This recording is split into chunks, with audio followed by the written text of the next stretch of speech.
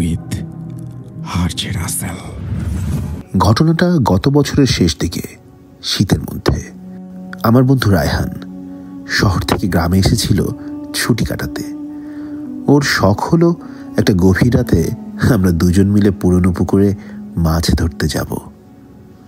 পুকুরটা গ্রামের এক প্রান্তে, পাশেই ধ্বংসপ্রাপ্ত একটা জলঘর। লোকমুখে শোনা যায় সেখানে নাকি এক সাধুর আত্মা ঘোরে, যে নাকি বেঁচে থাকতে পুকুরে জল দেবার জন্য রোজ মাছ রাতে একা আসত। আমরা দুই বন্ধু একটা হারিকেন, জাল আর সিগারেট নিয়ে রওনা দিলাম। সময় তখন রাত 1টা। ঘাটে পৌঁছে দেখি আশপাশ শুনশান, নীরব। আমরা জাল ফেলে অপেক্ষা করতে থাকি। আর ঠিক সেই সময় হঠাৎই আমাদের হারিকেনটা নিভে যায়। বাতাস নাই, তবু নিভে গেল। আমি লাইট জ্বালাতে গেলাম, আর ঠিক তখনই রায়হান চাপা গলায় বলে, দেখেছিস ওই ঘরের জানালায় কেউ দাঁড়িয়ে আছে।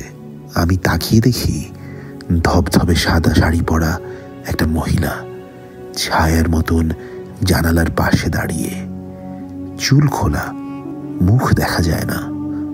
আমরা তখন ভয়ে কাঁপছি, তবু সাহস করে আবার জাল টানতে গেলাম।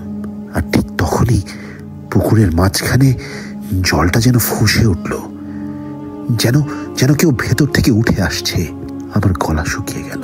হঠাৎ রায়হান কেঁচে উঠে পড়ে, আমার পা কেউ টানছে রে।